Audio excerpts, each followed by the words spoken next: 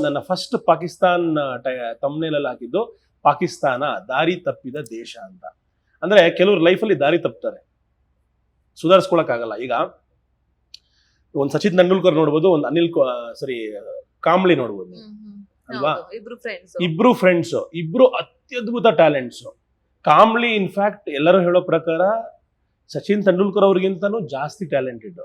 ಆದ್ರೆ ಇವತ್ತು ಕಾಂಬ್ಳಿ ಅವರೆಲ್ಲಿದ್ದಾರೆ, ಸಚಿನ್ ಅವರೆಲ್ಲಿದ್ದಾರೆ, ಅಲ್ವಾ? ಅದರ ಅರ್ಥ ಏನು? ಟ್ಯಾಲೆಂಟ್ ನಿಮ್ಮಲ್ಲಿ ಇರ್ಬೋದು, ಅಥವಾ ನಿಮ್ಮಲ್ಲಿ ನಿಮ್ ಕೈಯಲ್ಲಿ ಒಂದು ಪವರ್ ಇರ್ಬೋದು, ಆದ್ರೆ ಅದನ್ನ ದುರುಪಯೋಗ ಮಾಡ್ಕೊಂಡಾಗ ನೀವು ಹೋಗ್ತಾ ಹೋಗ್ತಾ ಬೆಳೆಯಕ್ ಆಗಲ್ಲ. ಎಲ್ಲರಿಗೂ ಒಳ್ಳೇದ್ ಬಯಸ್ತಾ ಹೋದ್ರೆ ಮಾತ್ರ ಬೆಳವಣಿಗೆ ಸಾಧ್ಯ. ಇನ್ನೊಬ್ರನ್ನ ತುಳ್ಕೊಂಡು ಹೋದ್ರೆ ಎಲ್ಲೋ ಒಂದ್ ಕಡೆ ಎಲ್ಲರೂ ಸೇರ್ಕೊಂಡು ನಿಮ್ ಕಾಲಲ್ಲಿ ಕ್ಷಣ ಒಂದಲ್ಲ ಒಂದ್ ದಿವಸ ಬರುತ್ತೆ, ಇವತ್ತಲ್ದಿದ್ರು.